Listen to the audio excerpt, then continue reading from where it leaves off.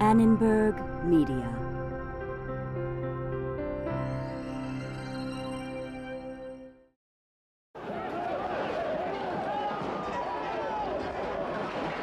When foreign imports mean lost jobs, workers look to government for protection. Protectionism. How much does it cost? And who pays for it? We'll find out when we look inside the global economy.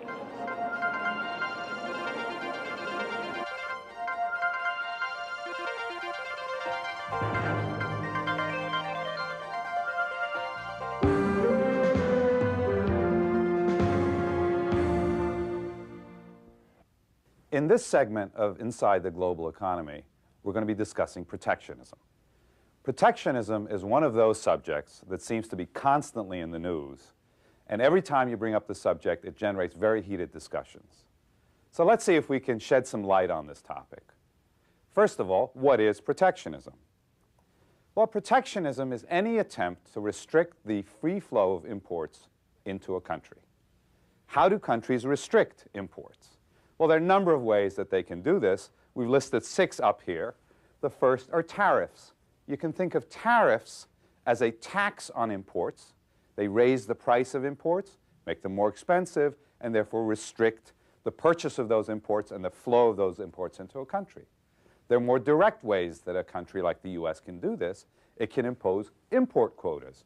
That sets a very strict limit on the number of, let's say, VCRs that can come into the US.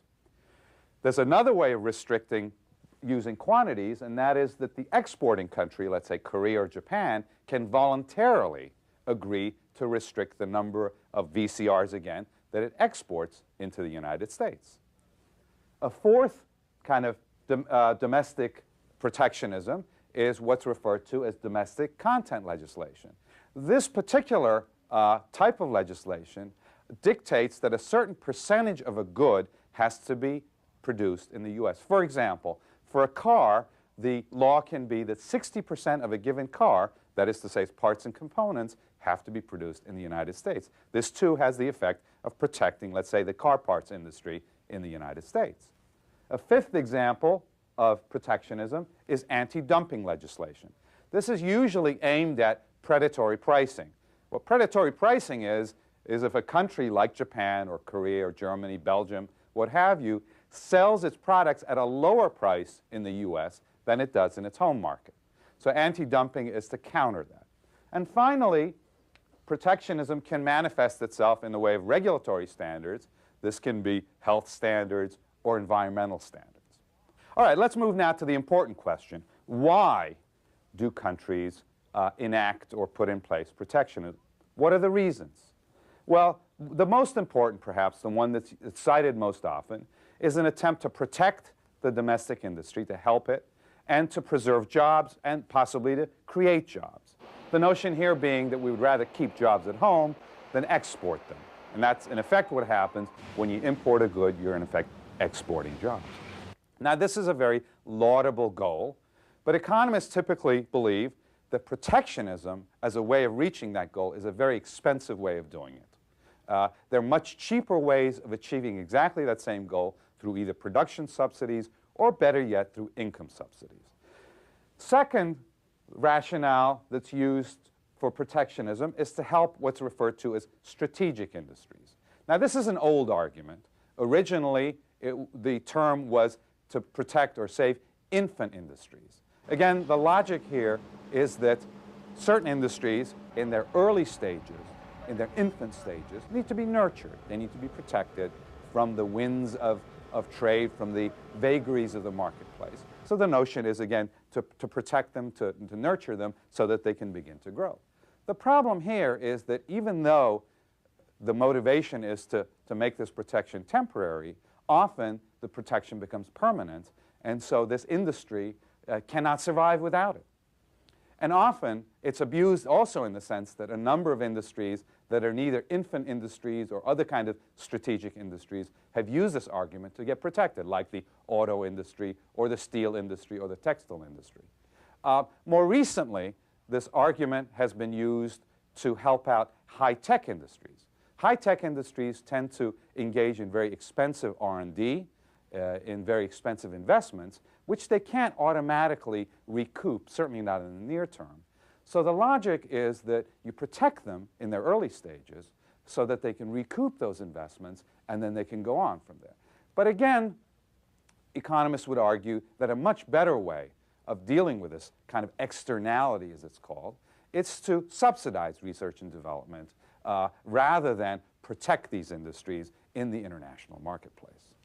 Let's look at some other reasons for protecting industries. One that's often cited is this notion of unfair trade or trying to level the playing field. The notion again here is that other countries are unfair competitors. They protect their industries, so why don't we do the same? A recent variation is that one thing we should do is to protect our industries against foreign monopolies. Now again, economists are very suspicious of these arguments for the following reason. They look at fighting protection with protection as a beggar thy neighbor kind of policy. They would rather change the situation through multilateral negotiations, reduce the protection in the offending country rather than fighting that protection by increasing protectionism in, let's say, the United States. Two other reasons that are often cited for protectionism are one, national security, and two, for sort of national heritage reasons. First, national security. And this is an old reason. In fact, Adam Smith, in his Wealth of Nations, mentions this as a reason for protection. The notion, again, being here that some industries are vital for national defense, let's say the aircraft manufacturing industry in the U.S. or the tank manufacturing industry, or even the industries that manufacture military uniforms. These are all essential for national defense, so therefore should be protected. But again, economists would argue against that, saying that, fine, let's certainly help those industries that are vital to our national defense, but let's do it through production subsidies or some other way rather than interfering with international trade. Finally, this notion of national heritage and national pride. An example of this in the early 1990s was that European countries wanted to limit the import of TV programs from the U.S. into Europe. And the idea here, or the logic, was that they wanted to preserve their culture. Well, this is a way of protectionism that's really purely for political reasons. But perhaps the most famous and the best known sector, and the one that's most widely protected for this kind of reasoning, for national heritage reasons and other kinds of reasons, is agriculture. And we're going to move now to a case study that illustrates the impact of protecting agriculture in Europe.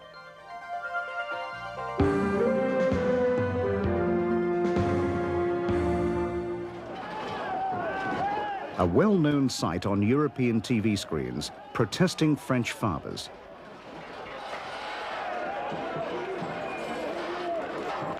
Why the protests?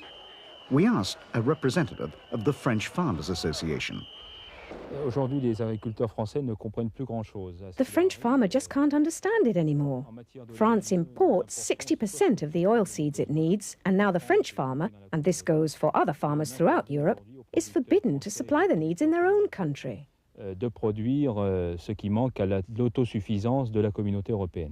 Thanks to its agricultural subsidies, the European community has become a major producer of oilseeds, such as sunflowers and rapeseeds. This has brought the EC into an ongoing dispute with the world's largest soybean producer, the United States. Oilseeds and soybeans are mutually exchangeable. They are used to extract vegetable oils for the industrial production of a range of products. After the pressing of the oil, the leftovers are used as animal food. This is a substitute for grains as animal food. In 1961, in the so-called Dillon Round, the European community agreed to exclude the import of soybeans from import duties. This agreement gave the American soybean producers free access to the protected European market. Rotterdam became a major port for the transshipment of soybeans. Stuart Eisenstadt, U.S. representative to the European Union. What the Dillon Round assured was a duty-free import of oilseeds from the United States into the European community, and the reason that the European community was willing at that time to do that is they had no domestic production and they needed feed for their livestock, and this was the way to supply it. Production in the United States grew, the imports grew, and then the European community made a decision. And that decision was that it wanted to start replacing some of this U.S. production with its own domestic production. And the way they decided to do that is by providing a very large subsidy to the processors, which in turn would get paid back through the farmers to encourage production. As the 70s progressed, more and more French farmers began growing oilseeds instead of grains. Production in Europe increased dramatically, some fivefold, between 1981 and 1992. And the U.S. exports to the community dropped by fully 1/3. Steve Yoder, president of the American Soybean Association. The soybean subsidy in Europe, or oilseed subsidy, has cost America soybean farmers almost 25 million acres of production. We were at 76 million acres in 1970, late 70s, and because of the oilseed subsidies in Europe, we are now down to about 54, 55 million acres. From 1982 to 1992, our estimate is $2 billion worth of damage to American soybean farmers. The GATT panel, a totally independent panel, found that there was discrimination against U.S. producers and other users of oilseed by this heavy subsidization. Oilseed negotiations went on for months. Threats of a trade war loomed. Finally, in 1992, under the Uruguay round, a settlement was reached, the Blair House Agreement. I am exceptionally pleased to announce that the United States and the European Communities Commission have reached unanimous agreement on an agricultural package that should enable us to press forward the global trade negotiations. Franz Andriessen, former EC commissioner, took part in the negotiations. The Americans wanted us to cut our production. We needed a way to make that work. The McSharry system helped us to meet the external requirements to limit production, in this case to a certain number of hectares to be set aside for production. We didn't agree on a given amount of oilseeds, but rather that we wouldn't use more than X number of hectares in production. No, I was not satisfied. I don't think the European farmers were. The American soybean farmers definitely were not. But I do think it is the best agreement that we can get between the two countries, and I think we need to go ahead and live up to the Blair House Agreement. French farmers weren't exactly pleased with the agreement either. Si nous voulons avoir accès aux primes compensatoires liées à la baisse des prix agricoles. To qualify for subsidies, we had to leave 15% of our land fallow. That's a lot. And we're afraid that through GATT it'll become 25 or 30%. That's why French farmers are angry. Et c'est ce qui explique aujourd'hui la colère des agriculteurs. In this county, we have 7 farmers who have quit farming in the last 4 years simply because they could no longer produce soybeans for the price they are on today's market. And we feel like that is in direct relation to the subsidies that the European farmers are paying their oilseed producers. Much of their land has been planted into pine trees now. It's very difficult for me as a farmer to see another farmer close his home up and his barns, sell his equipment, and move to town. What the United States agreed to was that if they wanted to make direct income payments, that was satisfactory. We were not trying to hurt the farmers. What we were trying to do is avoid trade distortion. And so the acreage limitation, in effect, took out the unfair part of the competition. And by having a certain system of direct compensatory payments to the farmers, European farmers were in effect being compensated. That was not too different than the type of system that applies in the United States. But who actually pays for European agricultural subsidies? Het wordt betaald uit het budget. Het wordt dus in feite betaald door de belastingbetaler. They're paid from the budget, thus the taxpayers pay. They pay twice, actually. First, they pay the cost of the subsidies, and second, they pay higher prices that follow from such an agricultural policy. Thus, the taxpayer and the consumer are very often one and the same person. Gaat dat samen. In 1992, $395 per European consumer were paid in agricultural subsidies. While reasonable people may debate the merits of saving European farming as a way of life, the way it's being done in Europe is very costly to European consumers and to the world trading system. Some time ago, some of my colleagues from around the world met in Melbourne, Australia to discuss this case study. They include Magnus Blomstrom of the Stockholm School of Economics, Rachel McCullough of Brandeis University in the US, Richard Snape of Monash University in Australia, and Hervé Torres of Venezuela at the International Monetary Fund. Let's see what they have to say about this case study. Richard, let's simply look at what the economic gains and losses are with protection. Yes, well, what protection basically does is help to prevent a country specialising on what it is relatively good at. In fact, it's supporting, protection is in general, is supporting industries in which a country will have a comparative disadvantage. And so the country isn't getting the full benefits of specialising in trade according to comparative advantage. Looking at that case study, it would seem consumers are really getting the rough end of the deal. Oh, indeed. So even in cases where there is a legitimate social objective or economic objective to be achieved by the policy, consumers are almost always the ones who pay.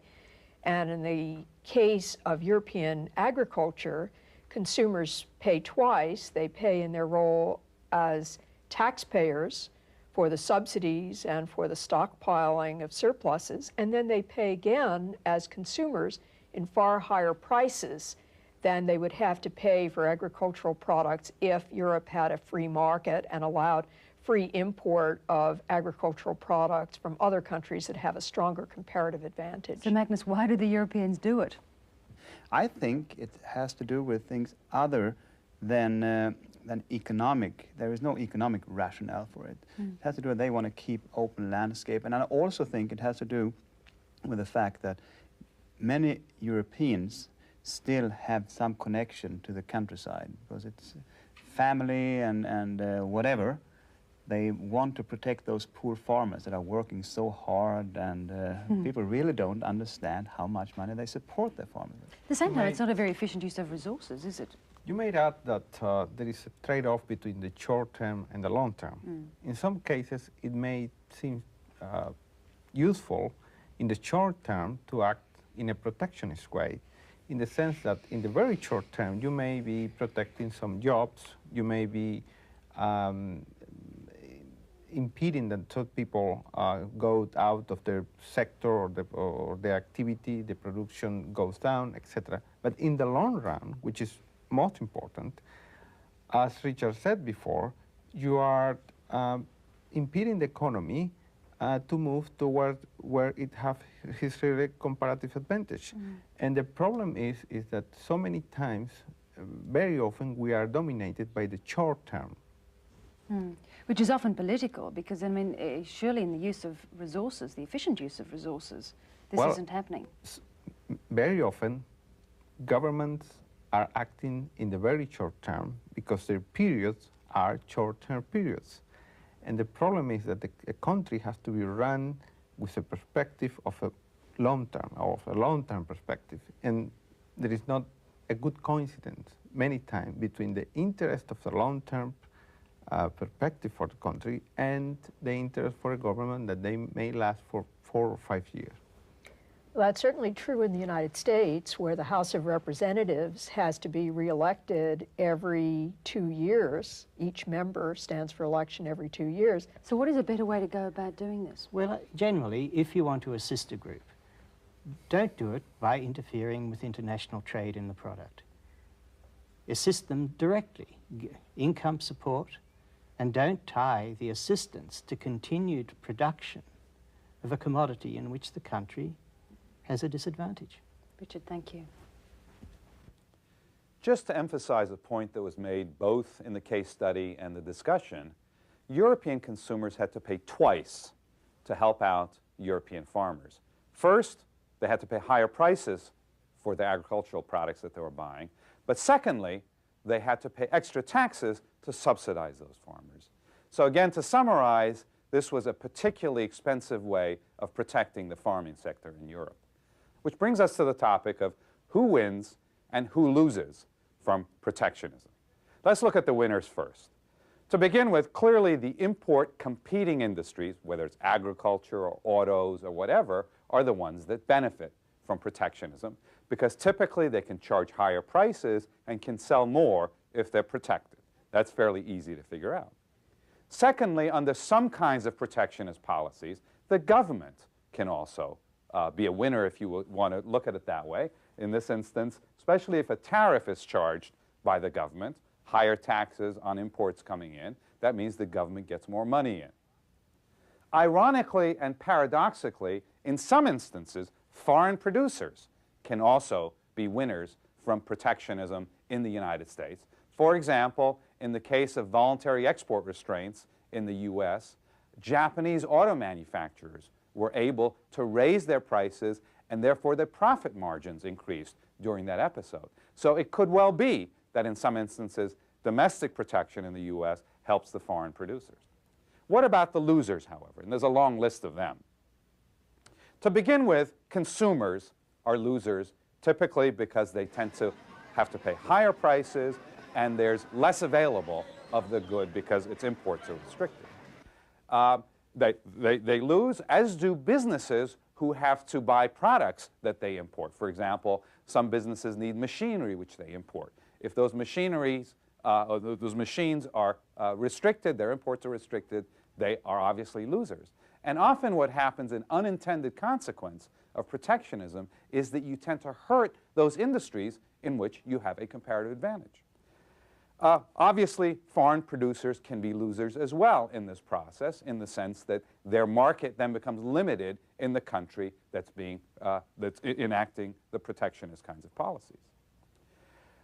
Much more important from an economist's perspective is that the economy as a whole loses. Why? For two reasons. One is a loss of efficiency, in the sense that when you protect an industry, you're going against comparative advantage.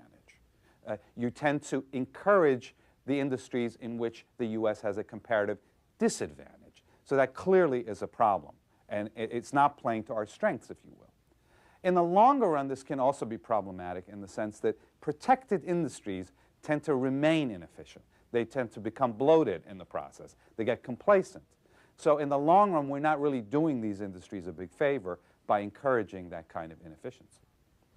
A second problem for the economy as a whole is that protection is a goodie that's doled out by the political process. So it tends to encourage lobbying efforts, which are by and large very unproductive. So to the extent that protectionism encourages the growth of a lobbying industry, it tends to be unproductive and therefore act as a burden on the rest of the economy.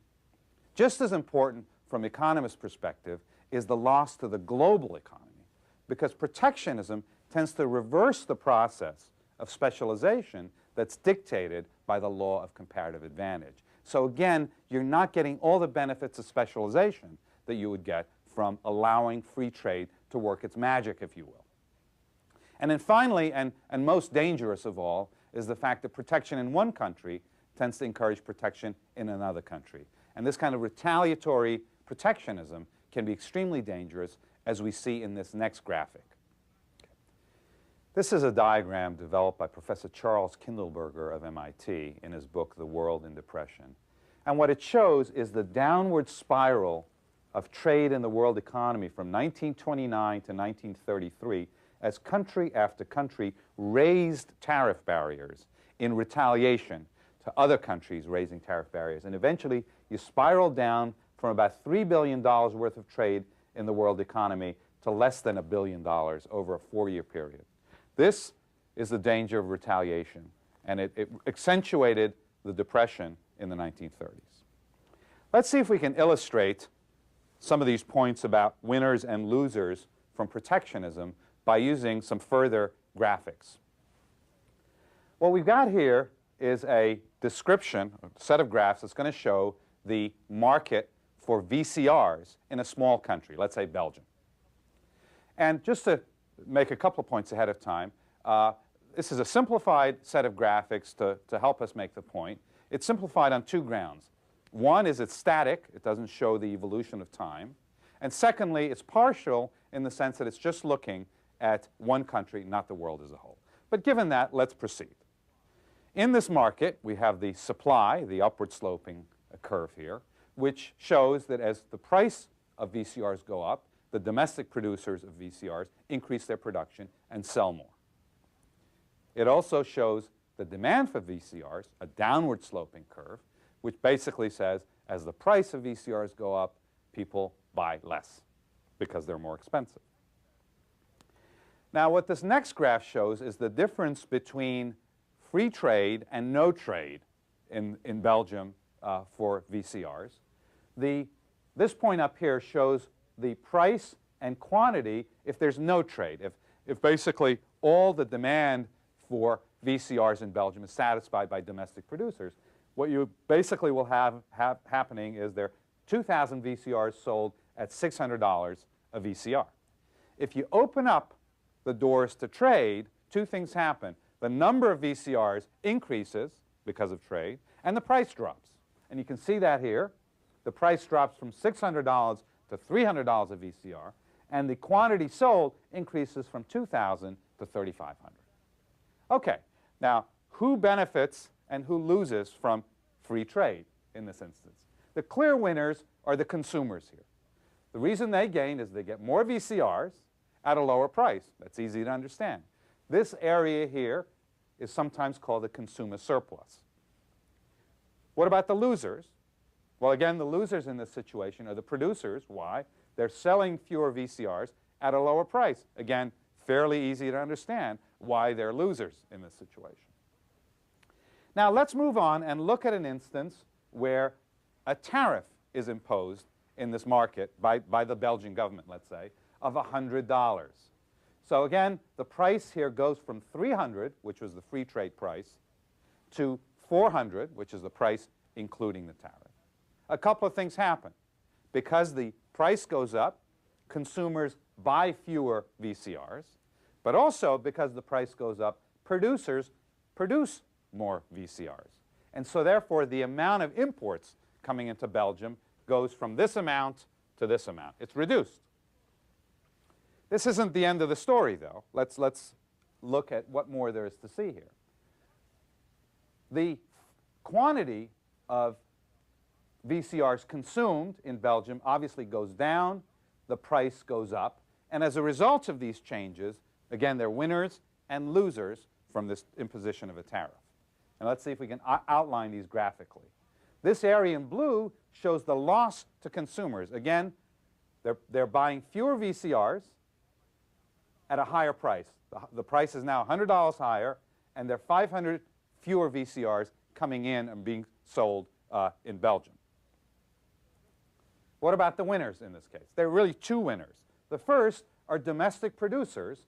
Again, they're selling more VCRs here, going up from 500 to 1,000 at a higher price, $100 higher per VCR. So again, it's fairly easy to understand that they gain from the imposition of a tariff.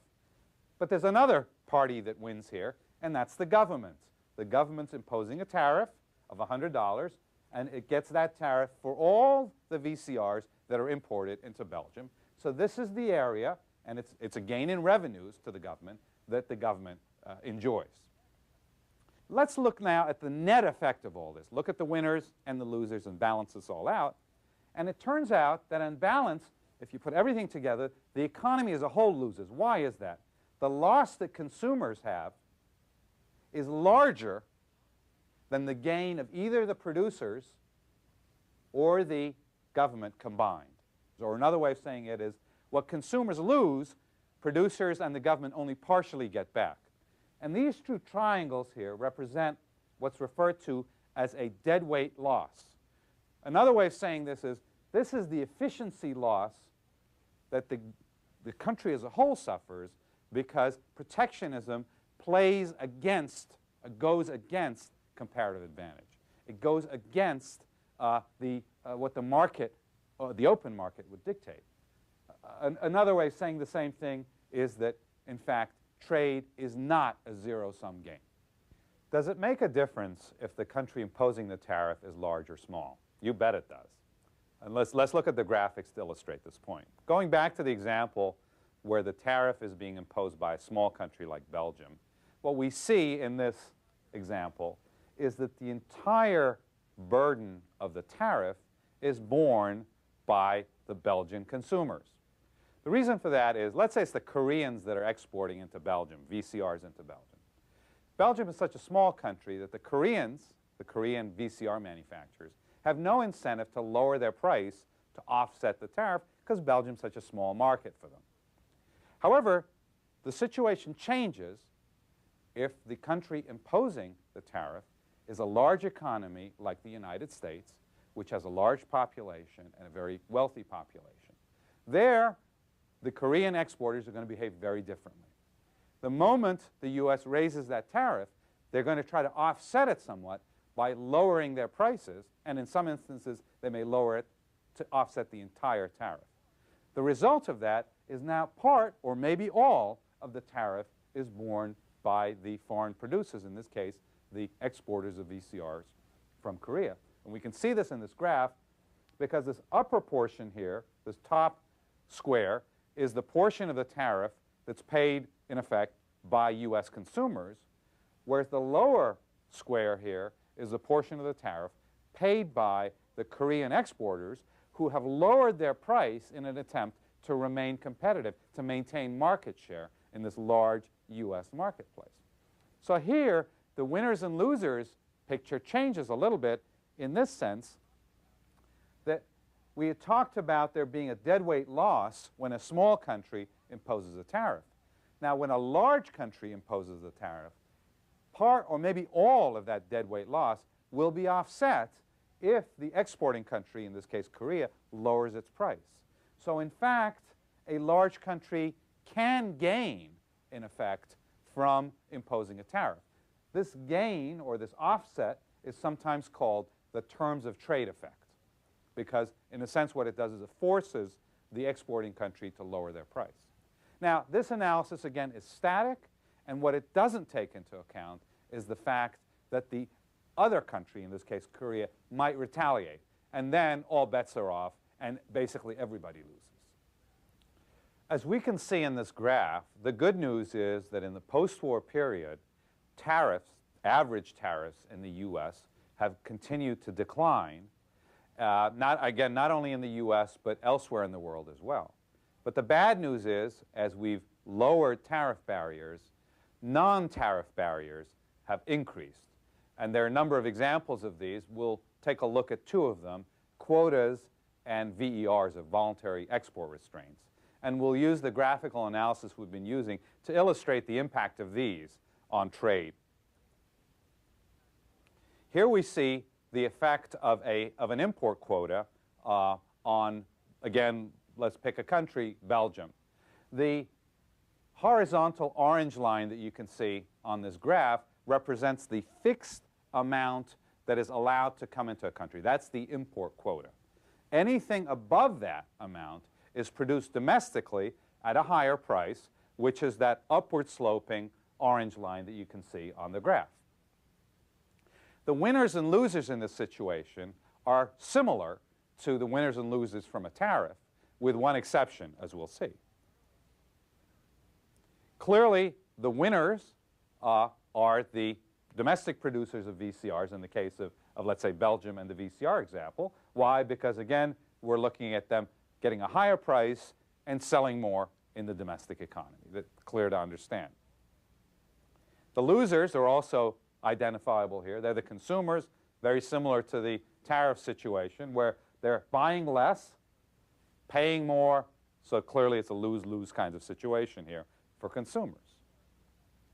And similar to the tariff situation, we also have this deadweight loss represented by the two triangles. The area where things can be different in the case of a quota, let's say compared to a tariff, is what happens to this square area, which if you remember, from the tariff example was the gain in revenues to the government that came about because they raised the tariff on the imported goods. If the government auctions off the import quotas, in a sense what it's doing is asking the foreign producers to bid for the privilege of selling into, let's say, the Belgian market. They obviously pay for that privilege. That's a revenue to the government. So there could be an equivalent gain in revenues to the government if it, in fact, auctions off these quotas. However, if it does not auction off those quotas, then it's not clear as to who gets the benefit. It could be domestic importers, in other words, the company that's importing the VCRs that can raise its prices, fatten its profit margins, or it could be the exporting producers, let's say in this case Korean producers of VCRs, because they raise their prices, they fatten their profit margins.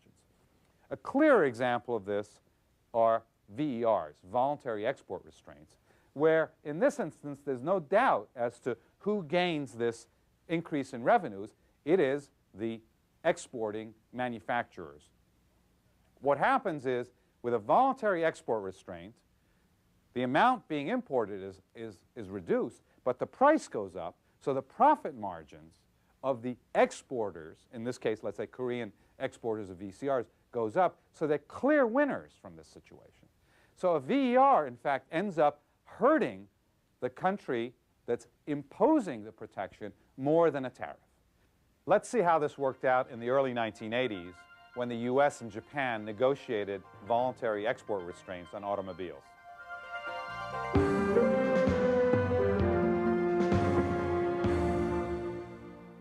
For more than a quarter century, Japanese carmakers sought greater entry to the American auto market. But in 1981, the U.S. and Japan agreed to voluntary export restraints, VERs, to stop the increase in the number of Japanese cars on U.S. roads.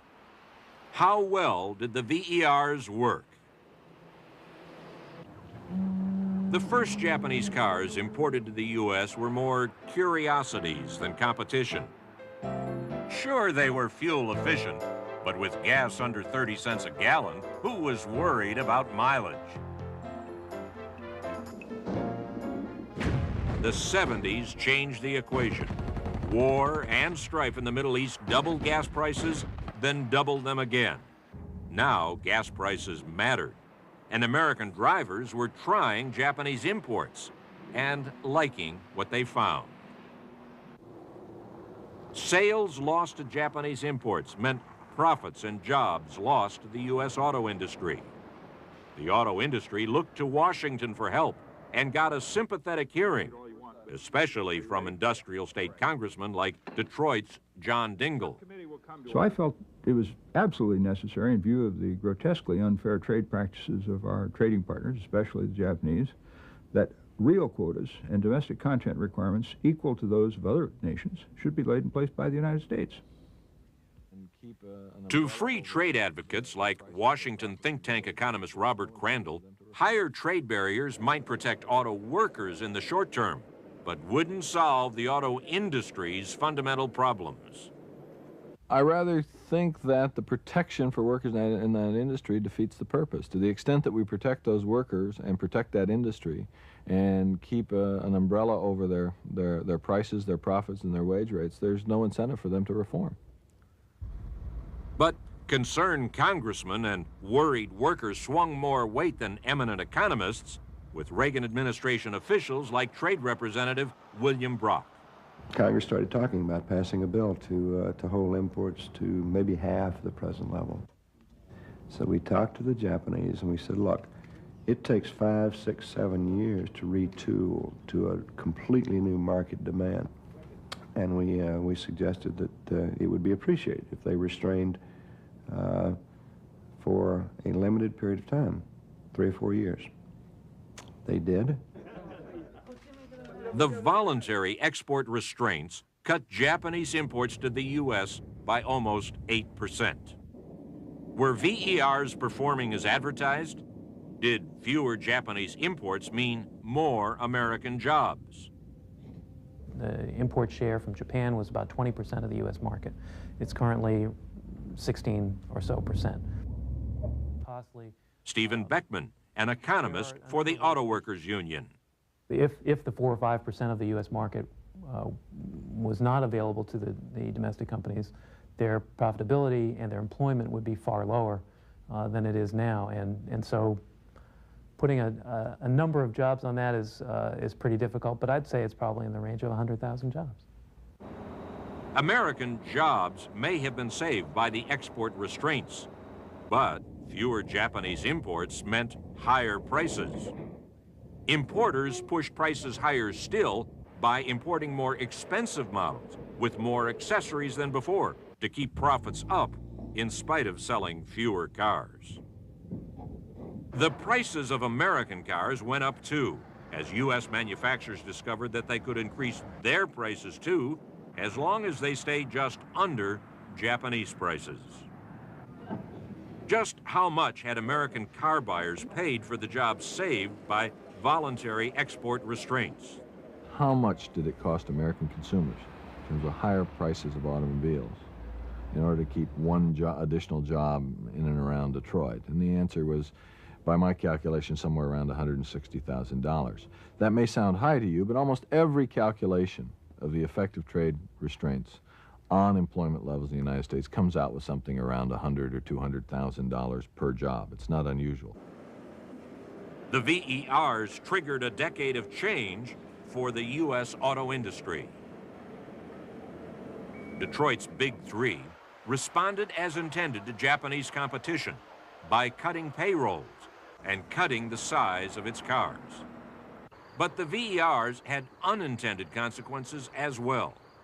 In order to keep profits up in the face of the import limits, Japan introduced new lines of larger, more luxurious cars, penetrating a market previously dominated by U.S. brands like Cadillac and Lincoln. Japan started to make more cars in U.S. plants, cars not subject to the import restrictions.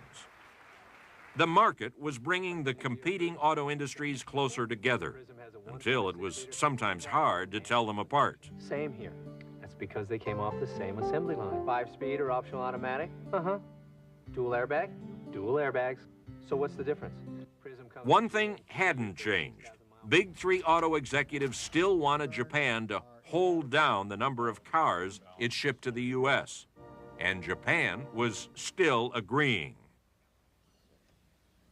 After more than 10 years of voluntary export restraints, what was the bottom line? The union that represented auto workers rated the VERs a success. U.S. industry has fundamentally really revised the way it functions. And it's been done in a very short period of time. It was done because the restraints provided some modicum of assurance that there would still be a market here for U.S. companies at the end of that adjustment process.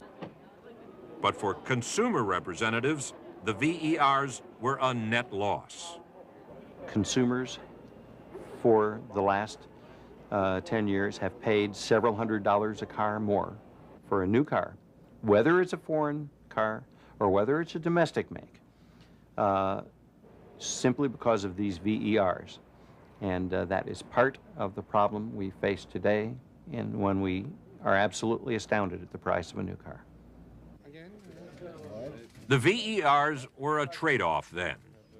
People who made and sold cars got more jobs and breathing space to adjust to the realities of a new international auto industry. But the vastly larger number of people who bought cars picked up the tab for the jobs and the breathing room.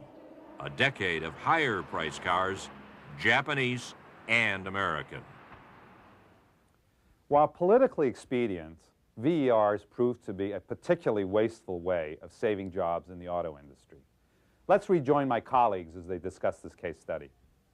Rachel, as we've seen in the last case study, when there is a great external shock to a country and a particular industry, isn't there an argument then to protect that industry until that shock has passed?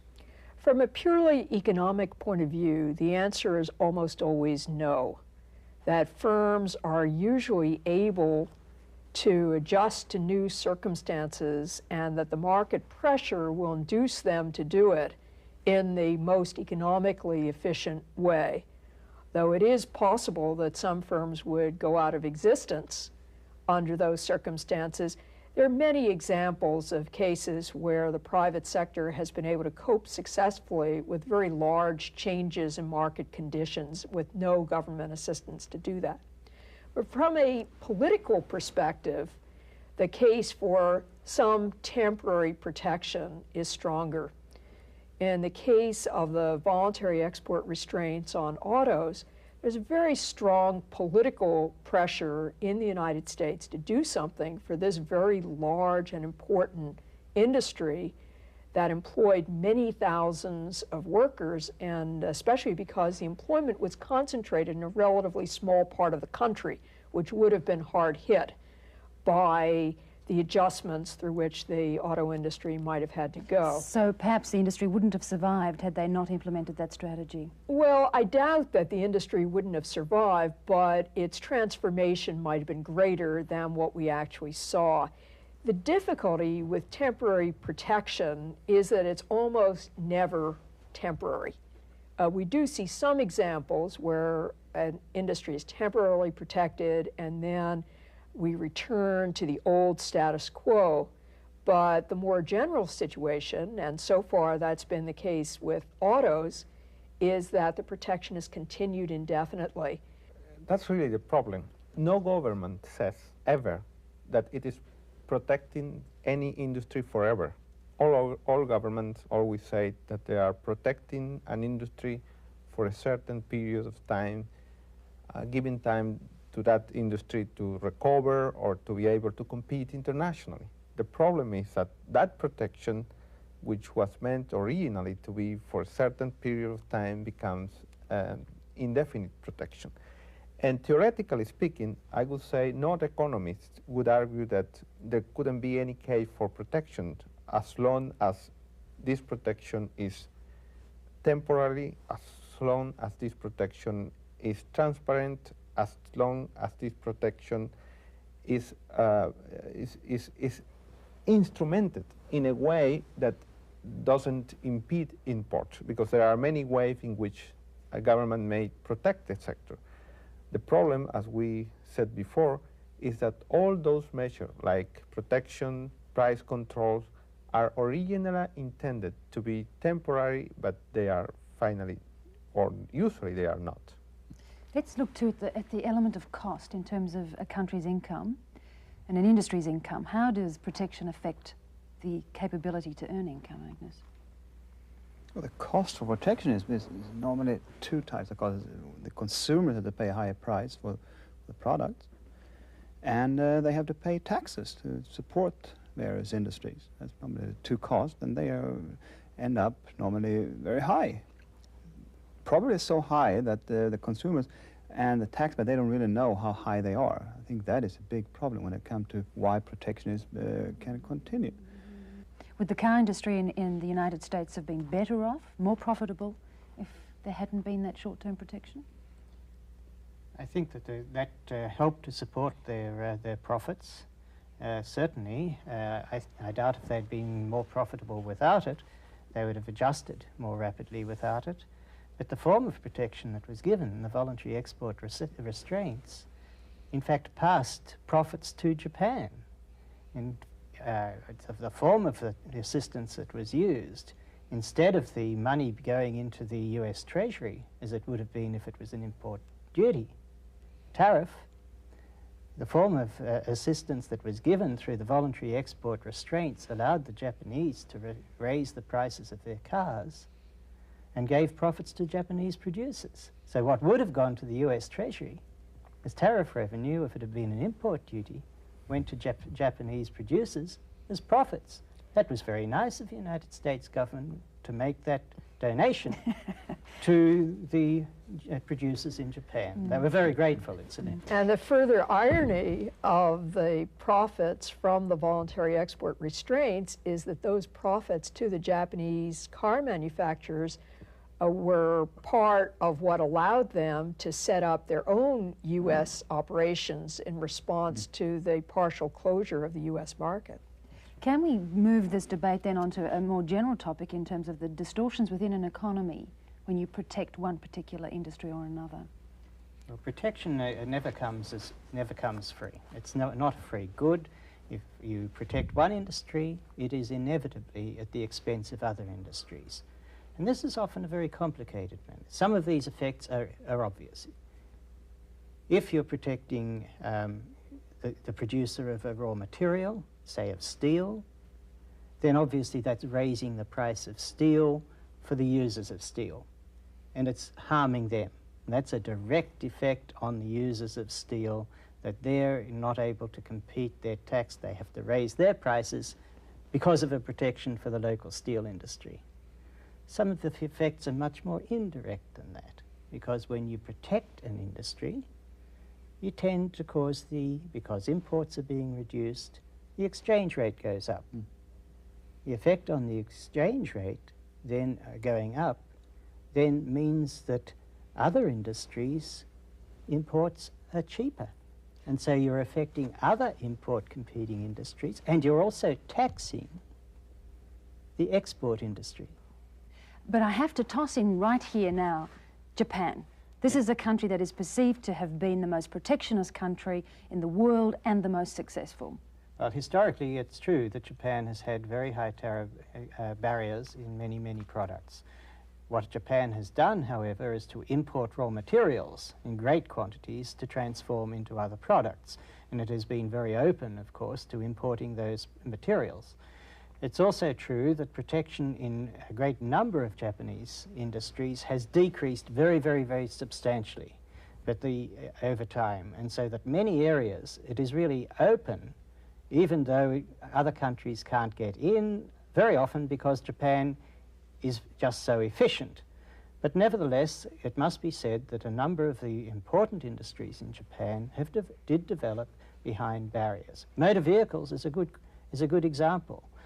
And we often, I tend to forget just how much competition there is in the Japanese motor vehicle industry. So it wasn't that it was lacking competition. But in the lessons to be learned, and if we're talking about developing countries, countries that are coming out of a long period of communism, how can we say open up to world trade if one of the most successful economies continue to be so protectionist? You have the examples of many countries, developing countries, that have been very protectionist and they didn't develop. So you cannot say that by being protectionist you are assuring a possibility for development. In the case of Japan, as we have said here before, we can ask what would have happened if Japan wouldn't have been protectionist for the time it was. And some people may argue, in fact argue, that they may be even more efficient today. Well, the truth is that even for the industries that are strikingly successful today, we don't really know what would have happened if less protection had been afforded to those industries along the way. We don't know which would have been the success stories. There might have been other industries, but equally successful, and the very large costs in those early years could have been reduced or eliminated. Rachel, thank you. So what's the bottom line on protectionism? Let's see if we can summarize what we've said so far. First, the reasons for protectionism. We've listed 4 here. To create or save jobs, a very noble goal. Help infant, strategic, or national defense industries, also a noble goal. Ensure that the playing field is level, ensure fair trade, and finally, protect the national heritage. Again, nobody could argue with any of these goals. Now let's look at the reasons not to protect. The first reason is that while the goals are noble, protectionism is a very expensive way of reaching those goals. It creates inefficiencies, not only in the domestic economy, but also in the world economy, because it goes against comparative advantage. It tends to encourage lobbying. Protectionism is a goodie that's doled out by governments, which creates a huge lobbying industry. This is wasteful activity. It encourages retaliation on the part of other countries, and that tends to get into a lose-lose kind of situation. And finally, it damages competitiveness. An extreme example of this is Eastern Europe and the former Soviet Union, where their industries were very heavily protected and ended up basically collapsing under their own weight and under their own wastefulness and inefficiency. If I were to leave you with one thought, it's the following. Usually, the motivation behind protectionism is a very noble one, it's an understandable one. However, the best you can say about protectionism is that it's very wasteful, and the worst that you can say about it is that it's very dangerous. Thank you.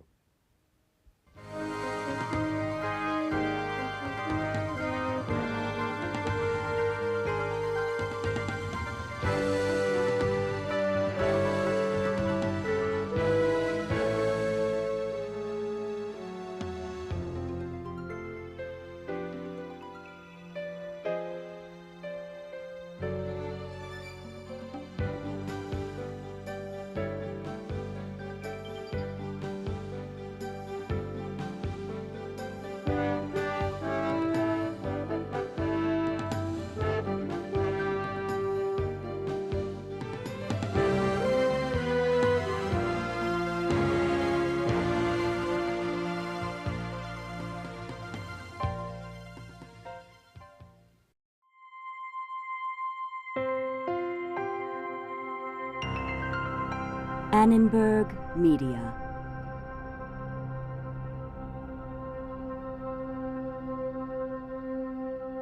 For information about this and other Annenberg Media programs, call 1-800-LEARNER and visit us at www.learner.org.